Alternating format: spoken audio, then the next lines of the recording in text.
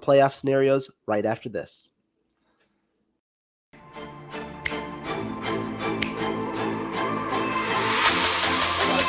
Let's go get him. Let's go get him today, man. Let's go. Hey, dominate on 3. 1, 2, 3, dominate.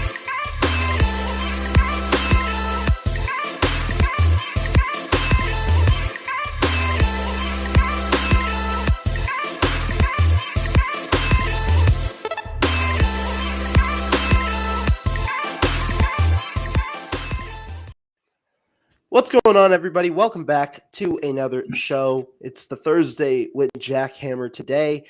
Jack, thank you for joining me. I know we were going to do Friday. Got to end up doing it Thursday, but glad to have you on the program. How are you doing? I'm good. Thanks for doing this with me. I know I had to change the date because I get to go watch some extra NFL football this weekend. So we moved it up a day, and it's always fun to talk to you. Yeah, no, definitely. And glad to get the show started.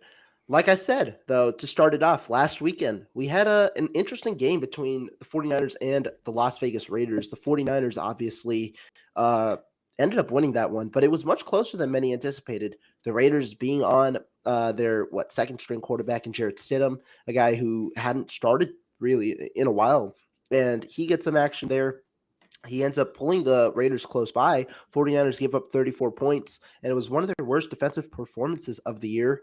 Now we face the Arizona Cardinals. Before we start with this week's game, just tell me what you saw from the defense and the offense last week. Any concerns, or what really ultimately pulled them through? Well, I think the offensive side of the ball for the 49ers went about like we would have expected, considering that there was no Chandler Jones, and one of the Raiders' leading tackler, the linebacker, wasn't there either. So I think from the 49ers' offensive perspective, it went about as you would expect. You thought that they were going to be able to put up around 30 points in that ballpark, somewhere around there, I believe. And we saw them go up and down the field for the most part throughout the game. So that was strong. The defensive side, I think we missed that completely. I know I did. With the change in quarterback, I think all of us were saying, well, we don't know what's going to happen. We don't expect him to be all that good.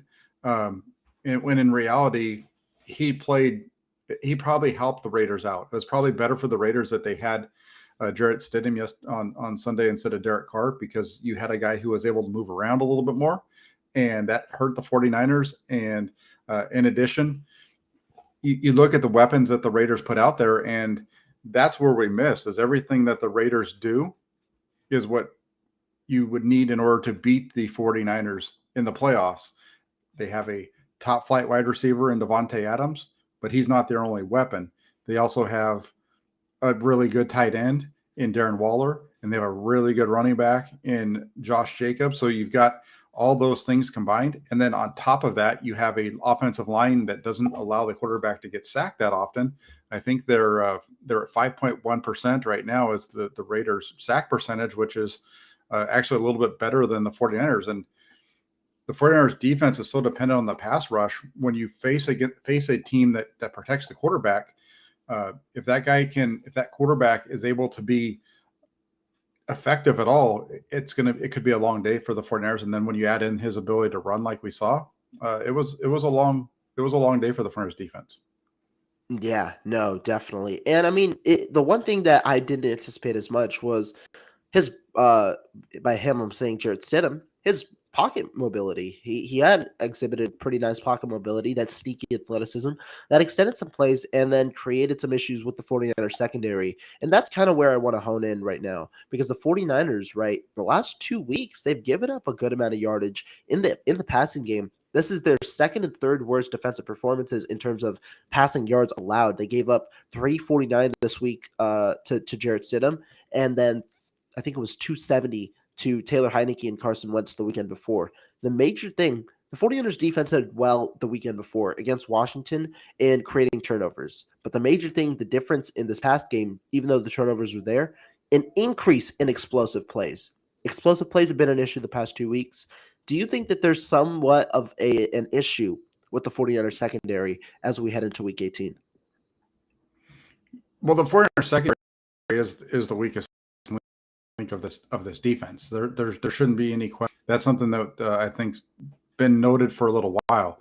So the secondary is going to be an issue, but the 49ers, the way they get around it and the way that they build this team is off of the pressure up front and that front seven being able to get after it. And it is, if that front seven isn't getting home, they don't really have the guys on the back end that it can lock you down.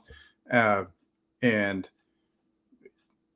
they are who they are. But you have to look at the match. That's one of the reasons why when we get into this playoff matchup and talk about it there's so much that goes into it. And I think a lot of people just look at the team name and they don't really pay attention to what that team's doing and how it can affect the 49ers because, they're just not looking at it at that depth. But the 49ers, Traverse Ward's going to be a starter. Jimmy Ward's going to be your starter in the slot. He needs to be your starter in the slot because they're not better without him in the slot. You look at, I know folks are really down on Deommodore Lenoir. He had a tough game against a guy who's beat him in the past, no doubt about it. But prior to Sunday in Las Vegas, he was playing at a very high level as an outside corner. I think he was at a passer rating allowed of, I think it was 80. Maybe that's what his number is now. I think actually it was lower than that. I'm misspeaking a little bit here, but it had been very solid. He hasn't given up a touchdown. He has one interception on the season. You look at him and as bad as he played on Sunday, and he was worse when he played in the slot earlier this year. The numbers, if you look back to that time, he was giving up almost 100 yards a game from the slot. So they don't have a lot of moves to make here. And Jimmy Ward going to safety to replace Talanoa Hufanga, who's been giving up some deep balls, isn't an option, I don't think. And they just need to do a better job of getting home and protecting, making sure that they're protecting their pass rush lane so that the quarterbacks can escape like what we saw on Sunday. Yeah, I think one thing that was different, you talk about how the secondary has been the weakest point, but the reason that the 49ers are able to overcome it is because of how all three levels play defensively. One thing that really stood out to me, especially when you talk about the defensive line, was 0 sacks. 49ers were getting to the quarterback. That wasn't the issue. They got 26 pressures on the day, but they weren't able to finish. Stidham was able to extend plays with his legs, sometimes get the ball out quick, a lot of sort of different things. But with 26 pressures, you'd expect more than 0 sacks. And I think some of the big explosive plays came off extended plays where the 49ers were able to get there, but not able to finish the play with their defensive line, and that's how it worked. Yeah, that's it. They need to get home, and you're talking about that. You brought up the Washington game as another example. Well, they didn't get home against Washington either. Nick Bosa had 2 sacks. No other 49ers defender got home. He was sacks against the Raiders. They got no sacks again. He was, and again, the only one that Bosa affected the game the most of all of their pass rushers because of what he was able to do on that last play. The last play of the game. But other than that, they weren't getting there. You go back to the week before up in Seattle, and it wasn't an issue up in Seattle because you had 3 sacks coming from the guys, Bosa, Ebukam, Hufanga. They hit the quarterback a lot more. There's a lot more pressure around them. So that's the whole key with the 49ers is you've got to be able to get to the quarterback. You've got to make him uncomfortable, and you need to stay in your pass rush lanes. And that's really all that it comes down to. Yeah, agreed for sure. Now let's transition a little bit. Let's look into this game. Before I do, though, got to give a shout out to the guys who have entered the chat. Bryant Culp, thank you for tuning in. I see an interesting comment. I want to see your thoughts. It was like McDaniels followed the same playbook the Falcons did with Mariota. Do you agree with this necessarily? Yeah, look, I've said this for a little while now. If you have a team that can run the ball and can pick up yardage on first down to where they're not in 3rd and long, that does not play well for this 49ers defense. If they're playing in 3rd and short, you're going to move the ball on them. And that's what Atlanta did. And you saw that right in the beginning. You saw from their run the ball, play action off of it.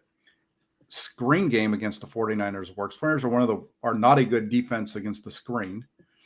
And you run running the ball makes it easier for the quarterbacks to throw. And then, in Atlanta, they don't have a bunch of different weapons, but and they only gave up 21 points in that game.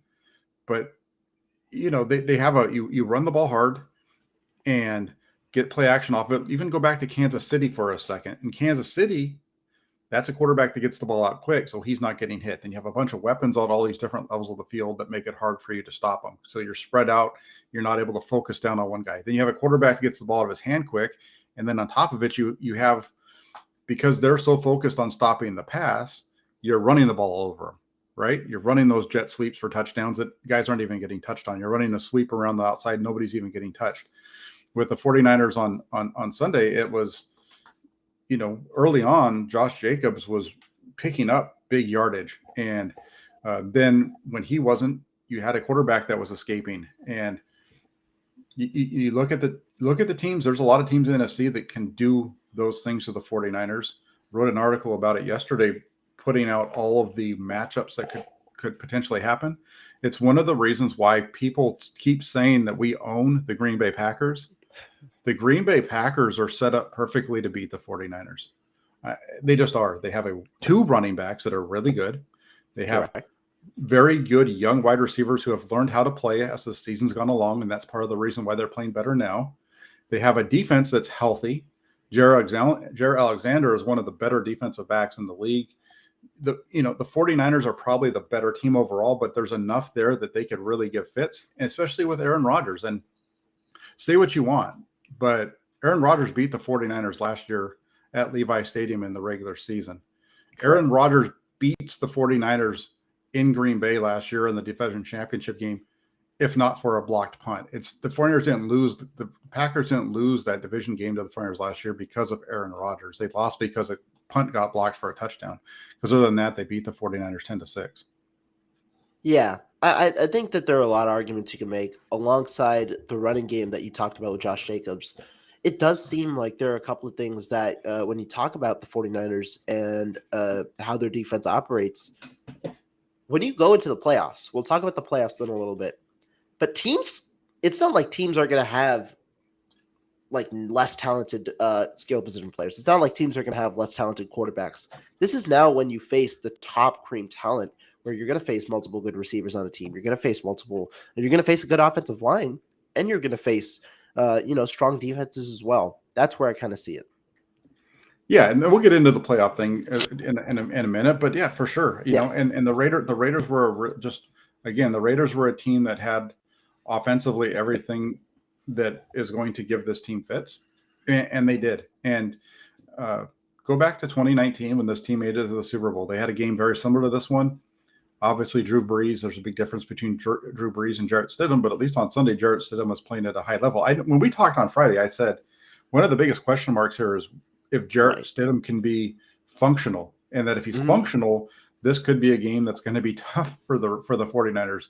And he was plenty functional. The guy, everything that you and I talked about before the game as far as the concerns played out. And that, I think that's where things get tight and you start looking at the playoffs. It's going to be fun, the matchups these guys have going forward.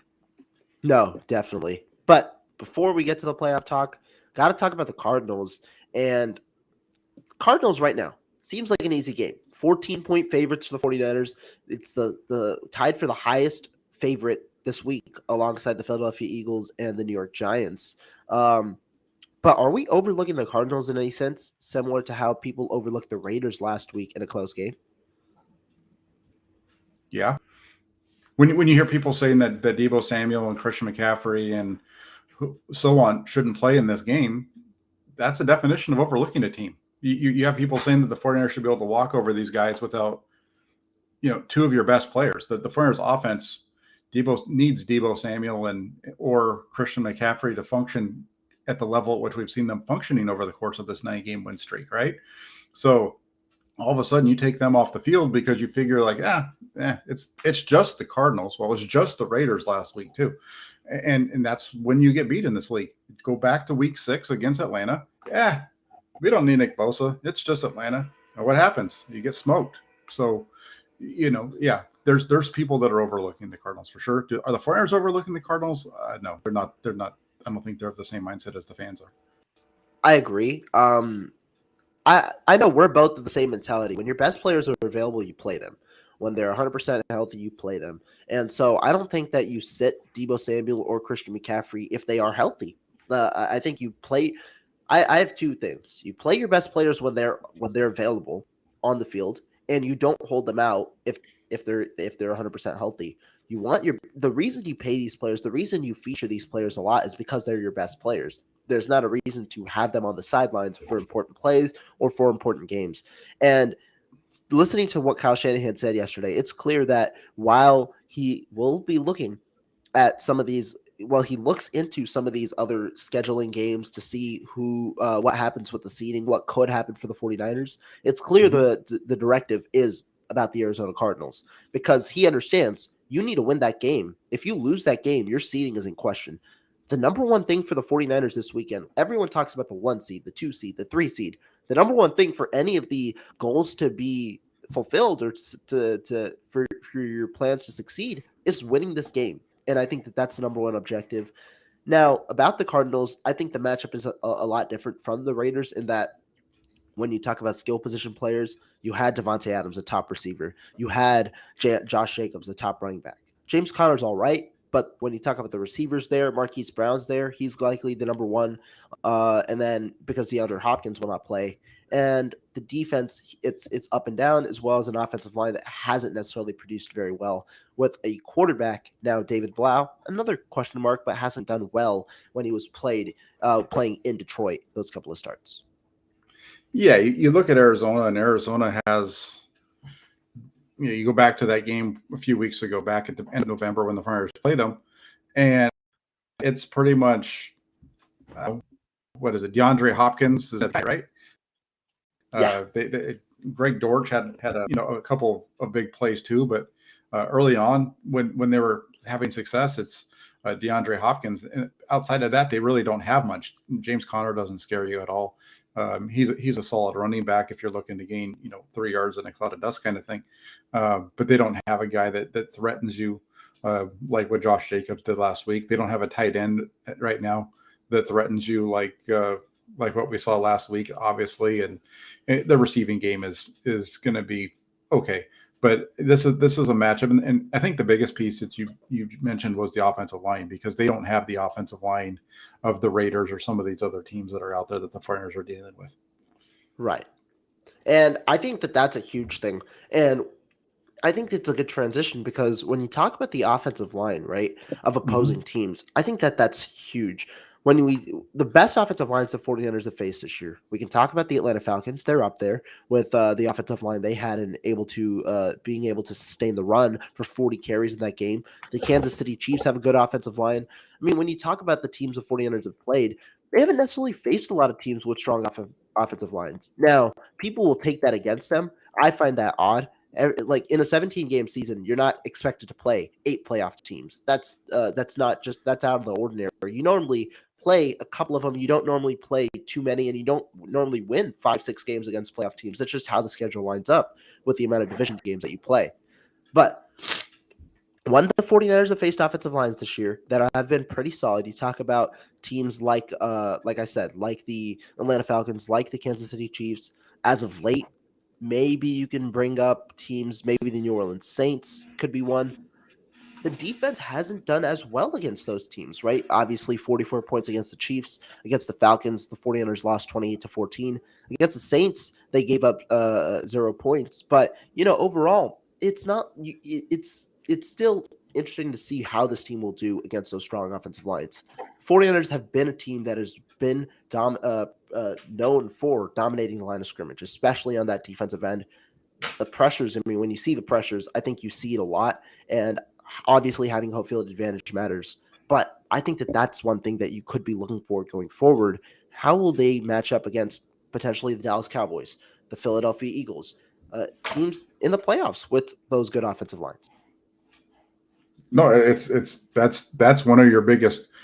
That's one of the main things you need to look at. You need to look at the entire offense as a whole, but that offensive line is a big one. And for me, what I like to look at is the quarterback sack percentage. I think that's the best way to do it instead of just sacks, total sacks. You look at the sack percentage, and everybody's throwing the ball at the same rate. So you start to look at the percentages it gives you. Puts everybody kind of more on a level playing field. And you start looking through the numbers, and you're right. The 49ers, other than you look at those numbers, Tampa Bay is number one, Kansas Right. City number two, and then you have the 49ers at number seven. Las Vegas was at 6, but everybody else is below the top 10. Miami's at 11, Arizona at 12. So, but then you start looking at these teams that are in the playoffs, and those numbers change around really quick. It's going to be, it all plays together. Like, okay, Tampa Bay is a team that I think are we transitioning here a little bit into the Let's playoff do it. Yeah, matchups? let's do it.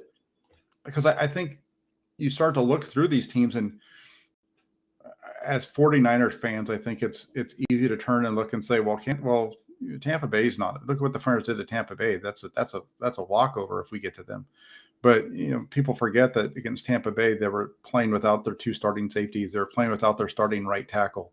They were missing Vita Vea for almost the entire game.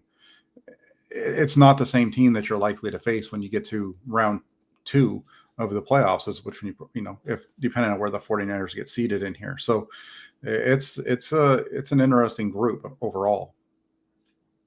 Yeah, no. And I think that that's why it's going to be very interesting how this weekend plays out, who the 49ers end up playing, because there are a lot of situations. I know you said you created an article. I wrote one yesterday about all the playoff possibilities for the first round for the 49ers. And so let's start with it. Let's say the 49ers end up just as the 2 seed, which means they win this week and the Eagles win this weekend, which is, by odds makers, the most expected scenario. They're 14-point favorite against the Cardinals. The Eagles are 14-point favorite against the New York Giants, who seem like they're expected to rest several starters, according to beat writers that watch practice. So, based on that information, who would you want to play out of the potential 7 seeds? Who do you think is the best matchup? There are the Seattle Seahawks, the Detroit Lions, and the Green Bay Packers. Seattle. I think Seattle is the best matchup for of everybody that's there. You're talking about the teams that are at 7. The team that you want to see the 49ers play against is Seattle. I know they've already beat them twice. Beating the same team 3 times in a row is tough, but I think they're of that group. They're the weakest. They don't have that defense is tough, but we've seen them be able to handle their offense to an extent. The offensive line doesn't protect the quarterback that well up there. I think that's really the biggest difference. You look at the other 2 teams, and if it's either Detroit or Green Bay, I think that starts to be an interesting matchup for the 49ers for what we just talked about. You look at the offensive line. Detroit they're the 3rd best offensive line in the league in terms of sacks allowed. Green Bay is right around the 49ers and the Raiders in terms of sacks allowed. So for me, it's Seattle first, and then probably Detroit, because Detroit's defense isn't necessarily, they're probably weaker. And then Jared Goff, I think, plays into that as well, although he's been doing a good job of not turning the ball over this year. And then Aaron Rodgers and the Green Bay Packers are the toughest for sure. I think I'd go with the similar lineup. The Seattle Seahawks do seem like the easiest matchup of the 3. Again, this is the playoffs. Everything's different, but you're going to have a home game. I think the Seattle Seahawks I think that they're going to be the easiest matchup of the 3 because you've played them twice. You have their number this year.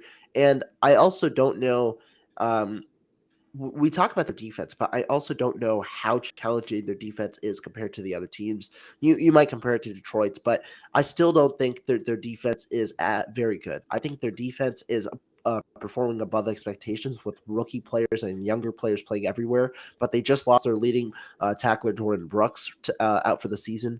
It seems like that's a huge loss for them. And the 49ers have been able to neutralize that defensive line, which really has one main feature in Uchenna Nwosu. Darrell Taylor's there as well, but I think the 49ers would match up well against the Seattle Seahawks. They've shown it twice this year.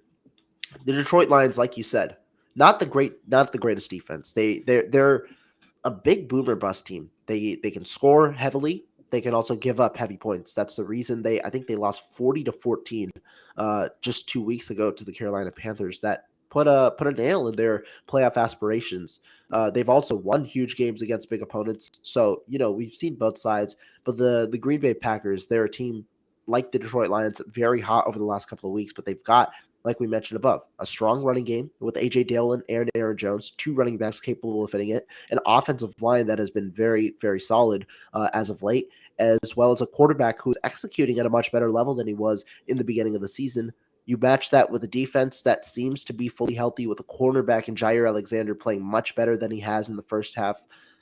It seems like that defense is kind of rounding back into shape, which is a great sign for the 49ers. I mean, not 49ers, great sign for the Packers. I think they're the team that nobody right now wants to face in that first round. They'd probably be the toughest first round matchup apart from the NFC East second runner up. They're the toughest. The Giants are the weakest. Cowboys are I think, a tough one too. But it's definitely, I think the Packers and I think Green Bay easily the toughest number that you could face. It's not like last year when you had Philadelphia going into Tampa Bay. Yeah. No, definitely. But let's take a little step back. In the unlikely scenario, I know you talked about this. What would be your easiest way? If you could pick being the 1, 2, or 3 seed, what would be your easiest path to the playoff or to the Super Bowl, NFC Championship, Super Bowl, however you want to call it? What would you think would be the easiest path? I think it's an interesting one because, the 2 seed we just talked about it. That's a tough road to hoe. I think 3 might be the easier path, even though it's not you don't necessarily get all of your games at home. But that might be the easier path to get to the Super Bowl. As a 3 seed, you play the Giants week 1. I think the Friars win that game. And then in week 2, you're either on the road to Minnesota, which is a venue I think the Friars would be fine playing in the Dome. I know it's loud and raucous and all that kind of stuff, but the 49ers, we've seen them be able to do that we've seen them do that. Brock Purdy's already gone into an environment like that once on the road. I mean, I think he could handle it. And then I think if that was to play out the way that I kind of see it, I could see the Cowboys beating the Eagles and then coming back to Levi Stadium for the championship game. I think that's possibly the easiest route. Or the other one is, if you're the number 1 seed, you get the bye.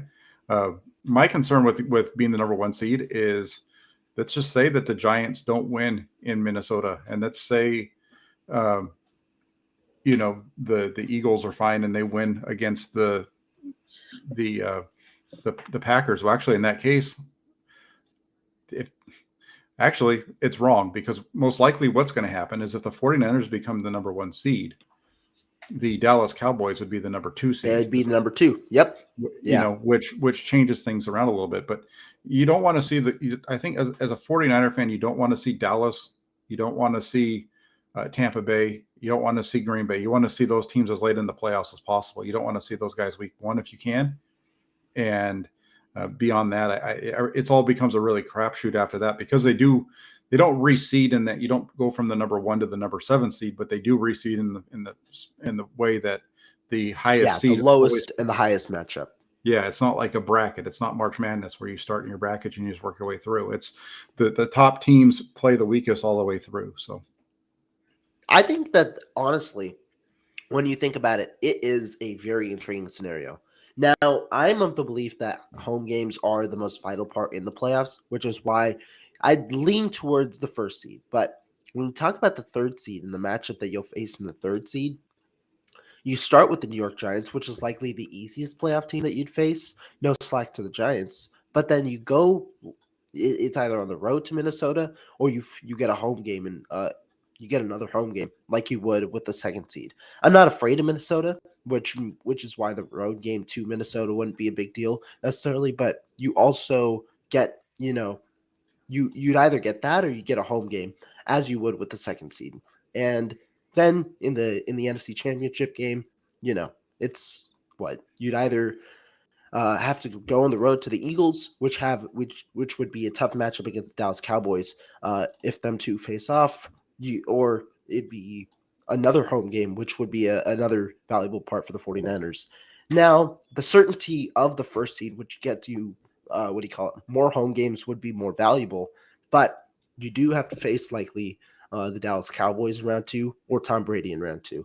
Again, at home, but could be tougher matchups for sure. Yeah, I don't.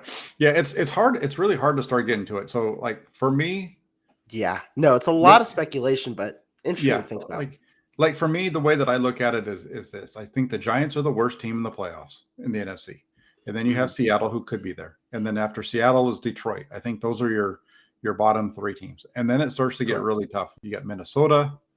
I put Minnesota at 5 over Detroit only because of their offense. The defense, I don't, and they have a pretty good running game there. Yeah. Kirk Cousins, Justin Jefferson, Adam Thielen, and TJ Dalvin Cook, that's a heck of an offense, but their defense is the difference. Even with Detroit, the defense is a little bit of a question. They've been a team that's been 5 in turnovers. That's why Detroit and Minnesota, they're almost at 5 and 6, they're almost interchangeable. I think the Buccaneers are at 4. I think Green Bay is the 3rd, and then Dallas and Philly. Philadelphia is a tough one. I know people look at that as a matchup the 49ers should be able to win. Again, this goes back because they beat them last year. But Philadelphia's got the running game. They've got their offensive line is a little bit sketchy. They actually have of the 8 teams that I just talked about, the Giants have the worst offensive line when it comes to pass protection. Philadelphia is actually second worst. They're at number 24 in the league in terms of sack percentage allowed. Interesting. I think some of that is because of the quarterback. Probably because of quarterback, but yeah. Necessarily right away. He's on the younger side, so that sometimes lends to it as well. And I think they do a lot of play action, which probably plays a role in that, also. So you start to look at it though, but the Buccaneers are number 1, Tom Brady. Detroit, Dallas, those are your top 5 teams in the NFL when it comes to pass protection for the quarterback. Green Bay is right behind the 49ers at number 8. So it's really top heavy in terms of that offensive line group. And then you start to throw in the quarterbacks, and that's where Tom Brady, again, I think Tampa Bay is a team that could give the 49ers trouble the second time around. I think that the Cowboys are an interesting matchup for the 49ers. Again, I look at this and I don't say this because I'm necessarily scared of them all, but what I'm saying is these are the potential matchups, and this is where it could go wrong for the 49ers because there's some tough ones out there. Yeah, I think the 49ers have kind of proven this year they can beat any of these teams. They can make the Super Bowl. However, I think you also have to understand they could probably lose to any of these teams, especially in a playoff nature with a third-string quarterback at the helm, a guy who has never played in the playoffs.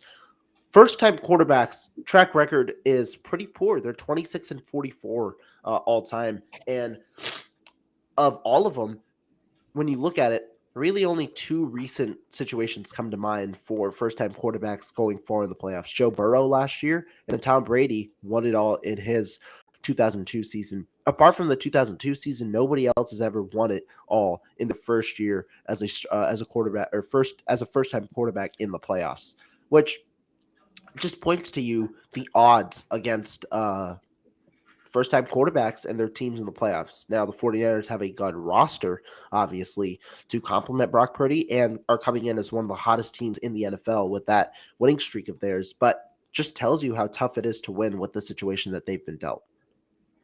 Yeah, and that's parts of and you start to look at it from that standpoint, and that's where you say, okay, well, Trey Lance was the guy that needed to be the quarterback for the 49ers to get to the Super Bowl this year because Jimmy Garoppolo wasn't going to get him there because history doesn't on his side.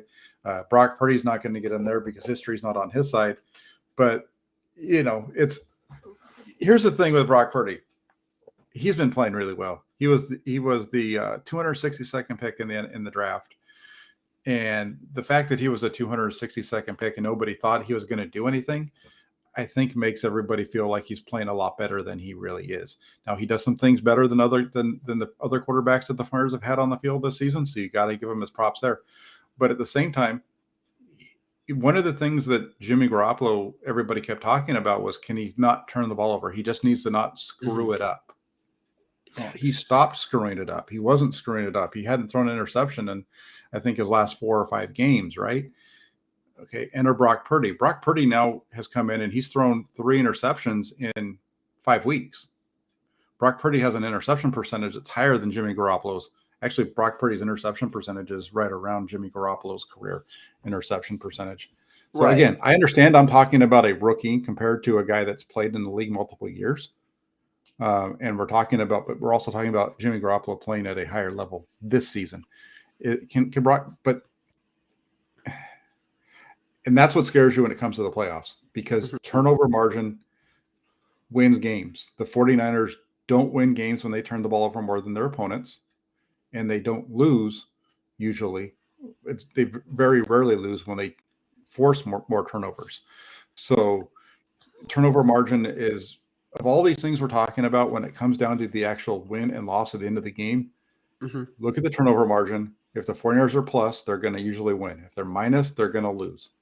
Last week, what happened? They were minus. When they were minus, they were behind. When they turned it around and they got a turnover and made it even, the game was tied. And then they won the game with the turnover. I mean, it's as simple as that. When the 49ers are creating turnovers, they're going to win. When they're turning the ball over, they're going to lose. And correct. It really, I know it's not as much fun to talk about, but it's just so simple with what this team is, how this team is built. Yeah, I mean, that's very true. And that's kind of been a difference, right, this year versus years past. Normally, that's been the case with the 49ers, and that's why they've lost more games, because their defense hasn't necessarily created as many turnovers. This year has been different. The defense has done very well in creating turnovers, but when you talk about turnovers, half of turnover, I'm not going to take anything away from the 49ers defense. I think they've done exceptionally well with turnovers in forcing them in doing the right thing, like the Nick Bosa play, right? That was just a defense forced turnover because he just used a bull rush to push his offensive lineman back into the quarterback, and the quarterback made a throw that was underthrown right to the defender. But overall, you don't know how the turnover margin is going to play out in the playoffs. And that's where it's going to make a huge difference, because Purdy, you're right, has a interception ratio or interception percentage of about 2.7. The big thing with Purdy, he's thrown 2 touchdown passes in each of the past 5 games, has a 6.7% touchdown percentage. Again, you can weigh that as you will, passing touchdowns, rushing touchdowns, whatever you want to do. But overall, if Purdy can limit that 2.7 interception ratio, that's going to be great. If he can't, then the 49ers are going to be put in some tough situations, especially if the defense can't reciprocate creating turnovers at that level. Yeah, absolutely. And then, the other piece to it, and I alluded to it on Twitter today, though, is, Brock Purdy helps you out because of his athleticism. And that's, you look at a couple of times now in the last 2 weeks alone where he should have had a sack and he's able to escape and get out. He had the one against Washington, the scramble out to his left. He's spinning around and then he just hucks it out of bounds, down the left sideline. And then last week he kind of does the same thing he does on the right sideline as he gets out to his right. He's just so quick, and you look at his numbers, and I didn't realize it till somebody mentioned it on Twitter. So then I started looking up his numbers. I think I'd mentioned to you last week something about his 10-yard split and how quick he was, but I didn't actually look it up until somebody mentioned the 1.56. Yeah, 1.55 was what the one site that I had. It's anywhere between 1.55 and 1.62, but the 1.55 on the one site that I found, that same site had Russell Wilson with that same number, and you're seeing it on the field. It's just there's quickness to him. Like on Sunday, not only did he juke out Max Crosby on the one where he gets out to the right and throws it to early in the game, the throw to George Kittle, but he's pulling away from him as he's running to his right, throwing the ball to George Kittle. He's got some wheels about him, and that's a big help for this team. I think nobody expected. Right. And also one thing that is a big help that it's pretty obvious. The reason that some of the issues might be a little they might be reserved when it comes to the playoffs is because the 49ers also have a cream crop of skill position players, and they've been able to obviously go this far. Jimmy Garoppolo, part of the reason why that turnover ratio really started to decrease once Christian McCaffrey came is because he had that safety weapon in McCaffrey, a guy who he could check down to, a guy where you don't necessarily have to make the risky throw every single time because you have a guy who can make a 3-yard play into a 7-yard play. That's huge. That kind of stuff is important for the 49ers. And I think with the amount of players, with the players that you expect back, with CMC in the fold again, Debo in the fold again, with Ayuk, Kittle, and you've got guys who are playing as well as they are at the end of the season, like Ray McLeod and Jordan Mason. You're getting the full cream of your skill position players that are going to be able to make an impact. And I think that also helps Brock Purdy, helps Kyle Shanahan understand what he can and can't do with this offense, and helps the 49ers get a full picture heading into the playoffs, which ultimately could limit that interception ratio, limit the turnover ratio for the 49ers because of how many different ways that they can get receivers open. The main thing is execution now. Can you execute at the level that you can make? I didn't think Purdy played as well as he has played in weeks past this past weekend, but that could change in the playoffs with everybody back. Yeah, I think the thing with Brock Purdy is I think on Sunday against the Raiders, he played about the same level that he played against the week before against Washington. You're seeing, at least I noticed the last 2 weeks on film, both times he's missed George Kittle wide open down the middle of the field. Oh yeah, yeah. 2 weeks in a row. I mean, you look at his numbers against the Raiders and they look really good, but you got to remember he threw a ball to his left that didn't cross the line of scrimmage and went for 42 yards. Jimmy Garoppolo does the same thing.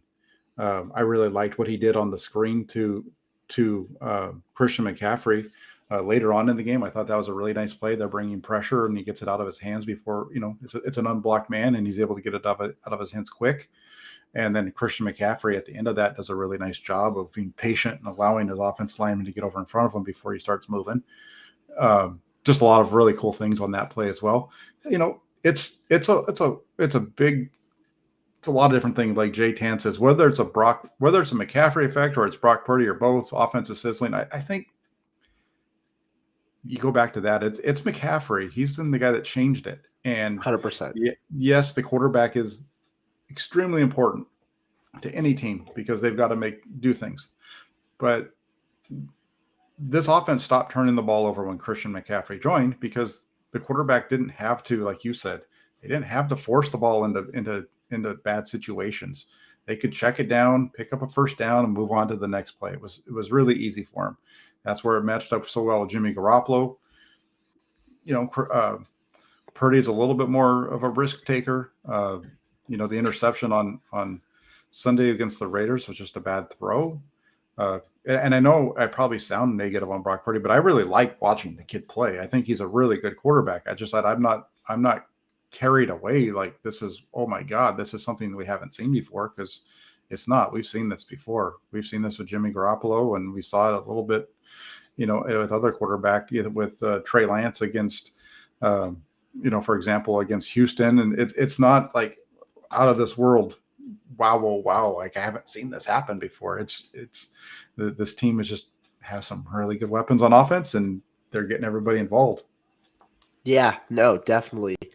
I have a comment here from Ian Sharp that intrigues me a little bit. He talks about Debo Mitchell will help, run game will improve. I want to get your thoughts on Elijah Mitchell's return, because we haven't talked since he was activated this past week from the injured reserve, at least to designated to return to practice. So, what do you think your impact or the impact will be with Elijah Mitchell back in the running game, or at least in the fold potentially this weekend? I think that Elijah Mitchell he gives you a really solid number two option that you haven't had. I mean, I people like, Jordan Mason is a great story. But the 49ers, I don't think, are comfortable with him being the number back in terms of an every down back, right? I think that's why we don't see him get the ball more often in the offenses. I'm not sure if they're totally bought in with him yet in the passing game, whereas with Elijah Mitchell, you get that really tough inside runner, but you also get a guy that you trust in the passing game right now to protect and go out and catch the ball. I think he just helps give you a second back that can really get after it. Yeah, I agree. I honestly think Elijah Mitchell's the main thing that can really elevate this offense. Deebo Samuel will return, and he's huge. But when you got Christian McCaffrey, the reason I was so excited is because you would have this 1-2 punch with Elijah Mitchell. I think that when you have Elijah Mitchell and Christian McCaffrey, you have these two running backs that can both run outside zone, but also execute the inside zone well. You have running backs with multi-dimensional skills. It opens up the entirety of your running game. Adding the passing game element where McCaffrey has flourished and Mitchell has showcased an ability to do with the 19 catches in 20 opportunities last year. You have guys that can operate with all facets, and it doesn't take away any part of your playbook. I think that was huge. And then when you talk about the skill sets of the running backs, McCaffrey's elusive. He'll force guys to miss tackles, won't necessarily be the guy after contact. But Mitchell, he's a guy who can get 50% of his yards after contact, which is huge for the 49ers offense. He's a guy who's also been churning this in limited opportunities, obviously, this season, but has been executing at a very high level, over 5 yards per carry this year. And so it gives you an opportunity where Kyle Shanahan has full trust in him. He gets a good amount of the carries off of McCaffrey, allowing him to be as effective as possible. I think that it just opens up the 49ers offense even more when you bring him back. And that's already talking about an offense that has been amongst the top 5 since Christian McCaffrey was implemented. Yeah, no, I think Deebo Samuel and Mitchell coming back, that definitely helps that out. And the Flyers have a lot there. And when it comes to Deebo Samuel, if Christian McCaffrey is on the field, I just want to see Deebo Samuel play wide receiver. Just go ahead and let him play wide receiver. Just let him be Ray McLeod. Stop moving him around and doing them in all these different things that you do with him, because offense, I think that's partly why we saw the offense start to click better too over a few weeks, because they weren't trying to figure out how to get Deebo Samuel the ball as a running back. Yeah. It wasn't all this. It just was a more straightforward offense. And we'll see. Really quick, if I can, I know this is off our topic that we're talking about, but there was a question over in the comment section from Jay Matt. He says, do you guys know why the Packers will go to the playoffs if they win? Hawks are 7th seed and Packers 9th, both 8-8. Both play divisional games. They didn't play one another, so no head-to-head advantage. The reason for that is because the Packers conference record, right? They'll have a better win percentage within their conference. That's correct. That's one of the reasons why the Flyers lost to Green Bay, to Atlanta, and then their loss to Chicago. I thought might stunt them a little bit when it came to the playoff position. It didn't work out that way, but it's going to be the case here, where the Green Bay Packers will have a higher win percentage than Seattle. So I just want to make sure we answered that question, because that's a good one. Correct. Just for reference, I believe Green Bay would end at 7-5, and Seattle would end at 6-6 in the conference if both win. For reference as well, this is also why the 49ers would be the 1 seed if they win and the Eagles lose this week, despite both of them being 13-4. The 49ers are currently 9-2 in their conference record. The Eagles are 8-3, and both play conference games this week. So the 49ers would be 1 game ahead, which is why they get the 1 seed tiebreaker. That's normally how these things go, and it often comes down to this with the tiebreakers at the end. I think the same thing is happening right now with the 7 seed in the AFC as well. Yeah, it's interesting, because looking at it right now, I hadn't paid attention to it a whole lot, but the 49ers actually have the best record in the conference as far as how it plays out. So if both at 9-2 right now, that's a pretty solid number for the 49ers. Yeah, no, definitely. Going into the playoffs, our last topic of the day. What do you think Brock Purdy needs to do for the 49ers to make the Super Bowl or go as far as they can? Don't turn the ball over. Is that the number one thing pretty much for you? If he just plays the way that he's playing and doesn't turn the ball over, the 49ers will win. They have, I think, because they have enough on offense to keep up with everybody. Defensively, they might have some struggles, but I think the offense has enough firepower with McCaffrey healthy and Brandon Ayuk and everybody else, Debo and George Kittle, the way he's playing. They have enough to keep up with teams right now. It's just a matter of don't turn the ball over. Even the Kansas City game, going back before Brock Purdy was here, right? In the Kansas City game, that was a game that was back and forth. That game got away from the 49ers when Garoppolo threw the interception. They weren't able to both teams didn't end up scoring right there, but the 49ers just couldn't. That was just a big turnover right there at that point in the game.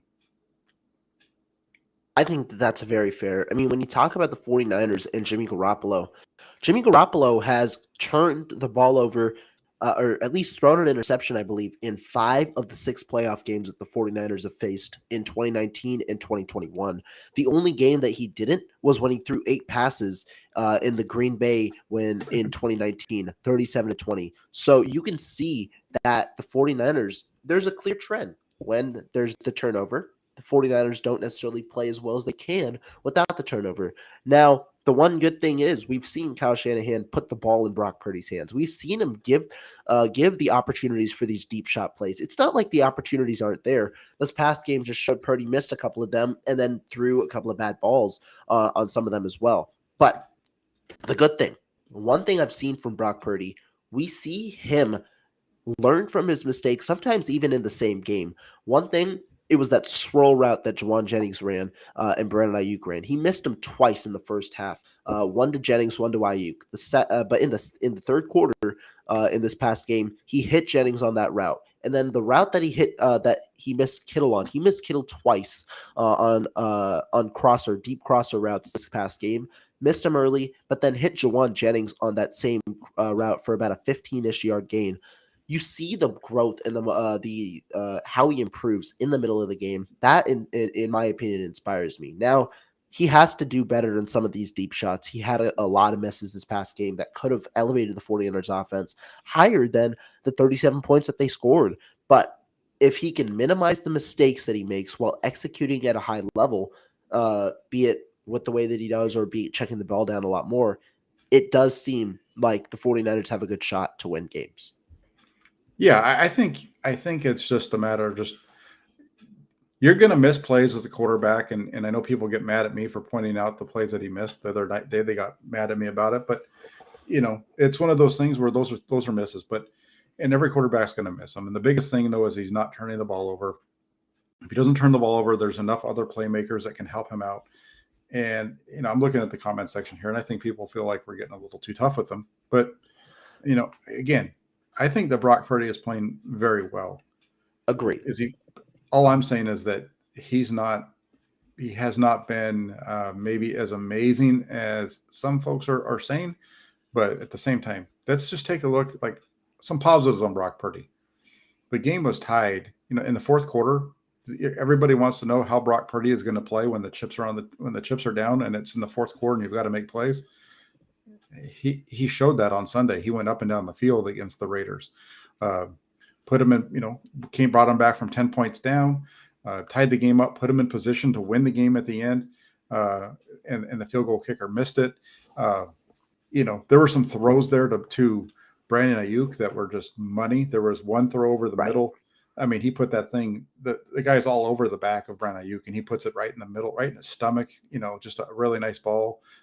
Guys, there was a slant that he has, he puts right over the top of I think it was the safety that was playing in the linebacker spot there. And he puts it just over the top of his fingers, right on the money to him. I mean, it's just really good. He does some things really good. He's going to miss some throws. The thing is, he's not screwing up over and over again. Right? Like you said, he screwed up and he throws the check down. Okay. It's a 6-yard gain instead of a long gain. Right. He misses a check down throw to Christian McCaffrey, which we've seen him do now twice in 3 weeks, at least twice in 3 weeks. So instead of it being third and short, it's 3rd and 6, and stuff like that. So he's playing at a high level. And I'll say this, I watched him throw the ball in the rain yesterday, and it was not good conditions in Santa Clara. And you watched the two guys that were throwing the ball, and it was pretty clear that Brock Purdy was the better wet ball thrower than of the two that were out there. He had a nice tight spiral on most of his throws. They weren't always right on the money, like but they were coming off his hand really good and with good velocity into the wind. Yeah. And I mean, when we talk about Purdy, you've got to talk about the positives and the negatives, right? You just got to be objective with the analysis. I think we've been pretty clear the last couple of weeks on where Purdy has excelled.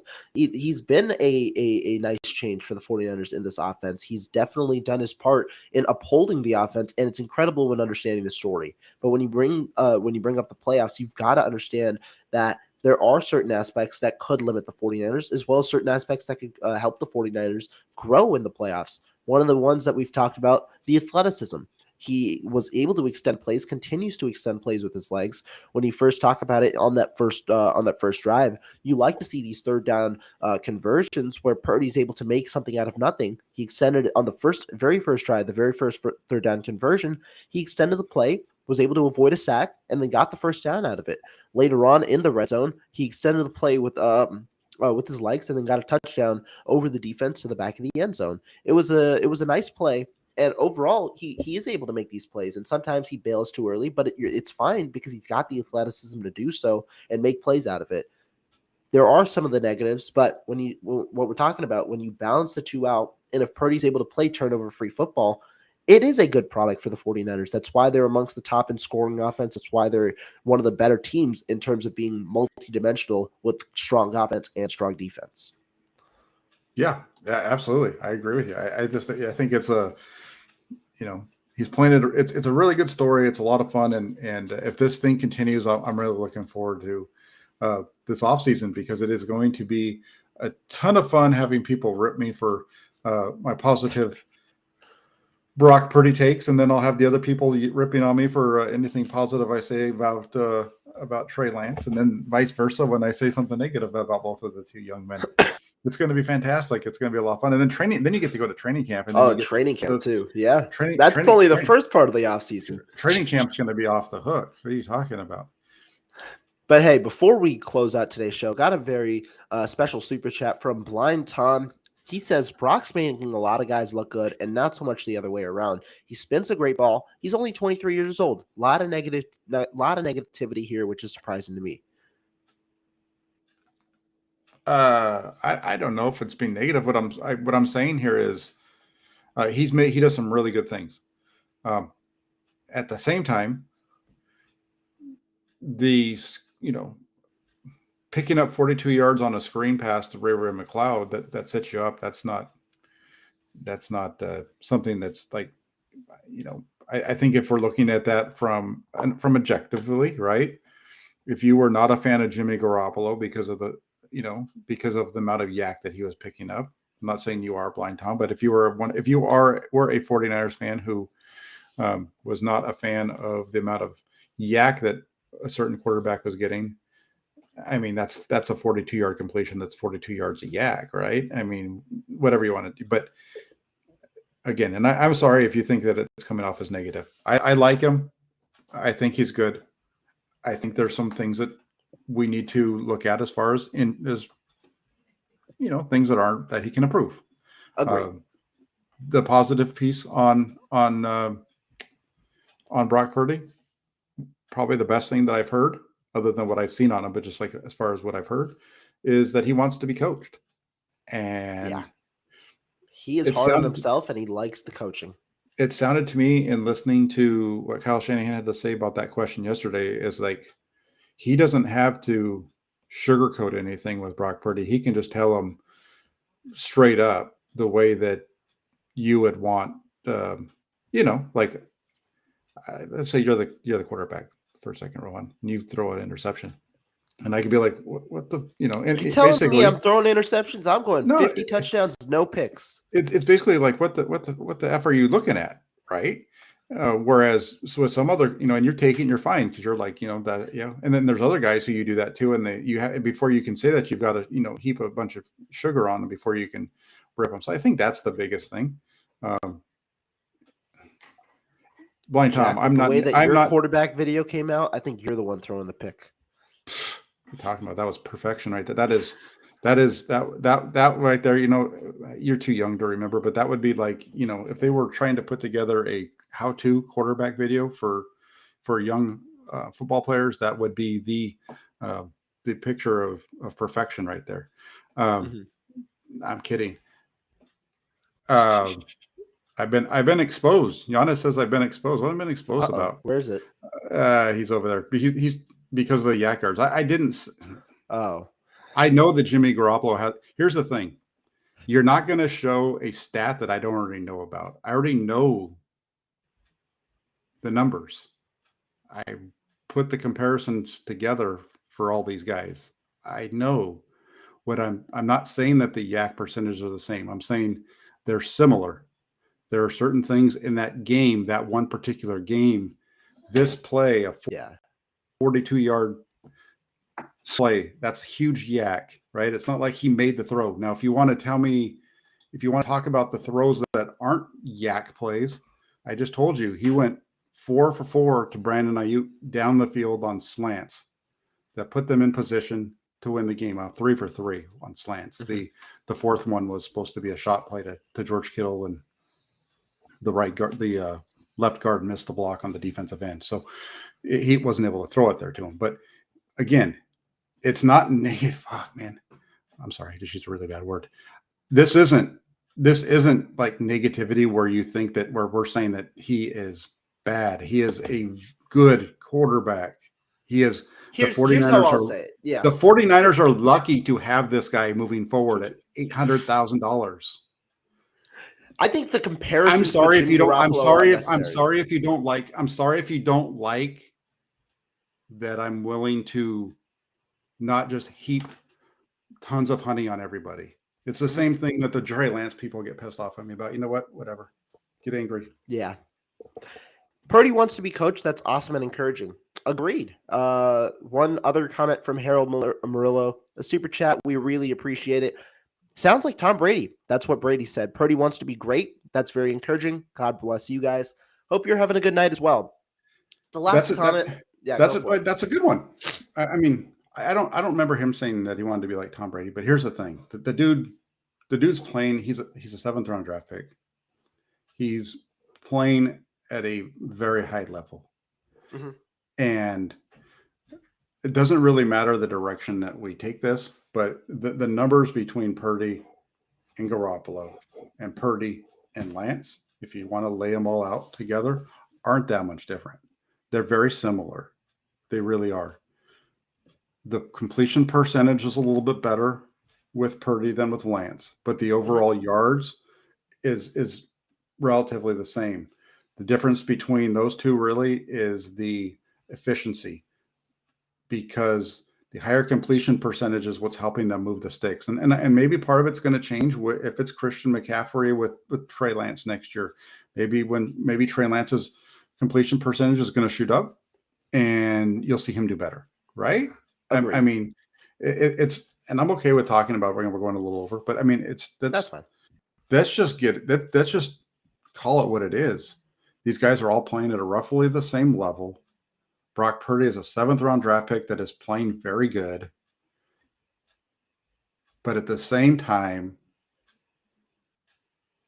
there's some things that he has to work on. And if you don't want to agree with me, agreed.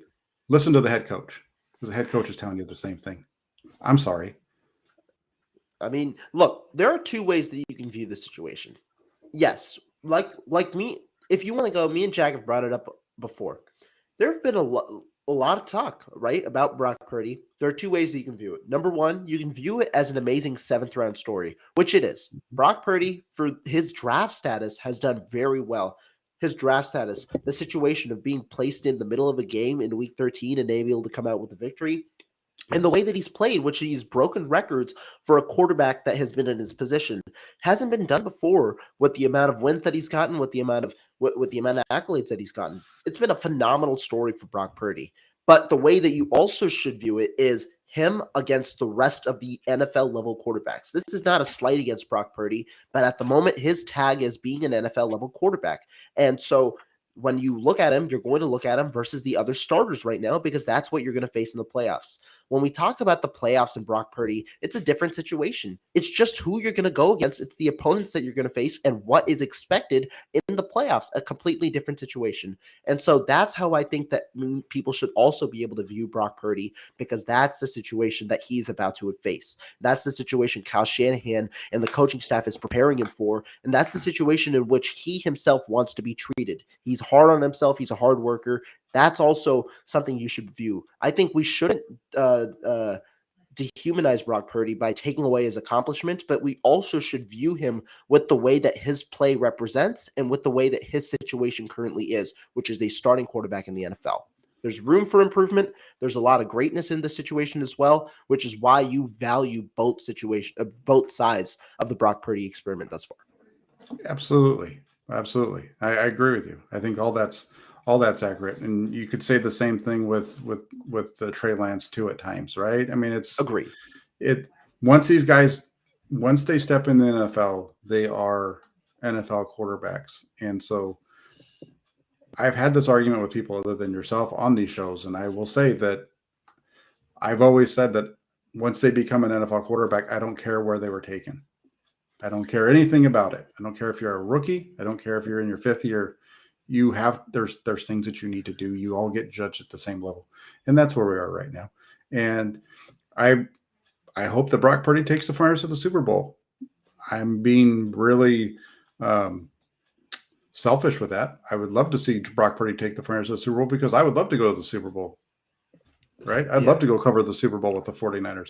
It's one of the reasons why I hope the 49ers wouldn't get home field advantage and play all their games at Levi Stadium, because then I don't have to worry about paying to go to the game, my flight to get out to a game in the playoffs, right? I want to see the 49ers succeed. It's a lot more fun covering a team that's winning than losing. Agreed.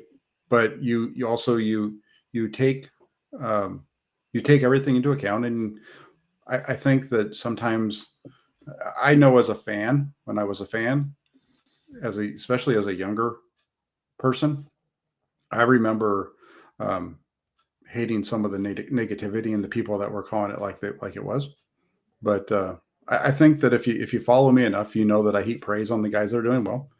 And when it comes to Brock Purdy, I've been pretty good with giving him his things and knowing when he was breaking records and becoming doing stuff that hasn't happened before. And he's thrown 2 touchdown passes every game. He's done some things that no other 49er quarterback has done. And as long as he doesn't throw interceptions in the playoffs, the 49ers are going to go a ways. Yeah, agreed. Look, the one thing you're going to get, we're going to call it as we see it. And I think that's a good way to end the show because, guys, we really appreciate all the support that everyone's coming out with the chats, beat the super chats, beat you guys being active in the comment section. A good, fun debate here. And Jack, obviously appreciate you coming on the show, taking your time out tonight. Thank you so much for your time. Any last thoughts? No, it's it's always fun to come on here with you, Rohan. And I know I appreciate you making some adjustments with your schedule to make it work tonight. And I want to say thanks to everybody over in the comment section. You guys have been great. You get the conversation lively, even if we disagree. That's always fun. And I'm not against telling you if I think you're completely full malarkey, and so it's okay for you to say the same to me. We all know that you're always completely full of malarkey, which is why we bring you on the show. But we're kidding. Thank you guys so much for tuning. Yeah. Well, hey, here's the thing. What you're telling me I'm full of malarkey. Malarkey was one of the better players. I think it wasn't Malarkey. No, that's just too old for you, Mike Malarkey. He was a you and your my god 1950 people. Oh, I think it was like 1980s. Come on, I'm not that old, but yeah. But I'm sorry, I just ruined your whole closing. Yeah, you ruined it with your 1980s references. God, get a grip of yourself, Jack. Daryl, you're right. He does a little bit. He does. Brock Purdy reminds me of Joe Montana in the way that he moves. That's about it. But he reminds me in the way of Joe Montana in the way that he moves. Now I want somebody to clip that just saying Brock Purdy reminds me of Joe Montana. Oh, I've said it a number of times. It wouldn't be anything new. There was a throw in the game. I don't know if it was last week, but it was an over route, I think, that he threw. And on my film breakdown that I did on Tuesday, I think I was like, wow, that play reminds me of Joe Montana throwing to it was in the game against the Raiders.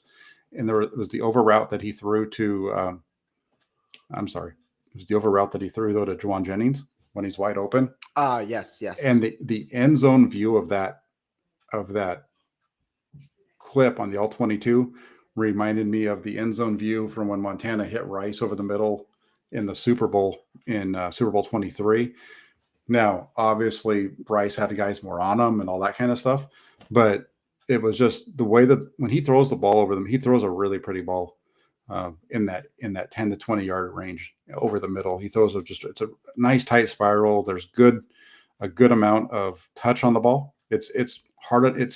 He doesn't have the arm strength that Joe Montana had, but he has a really good touch and he has a really good zip on the ball from about 25 in.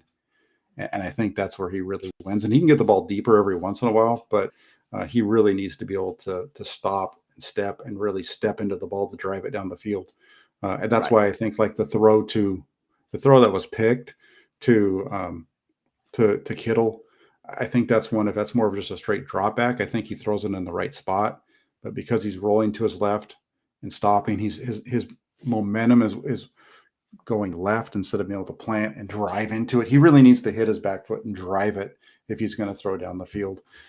I know we were supposed to be off the show by now, but I think that's the deal.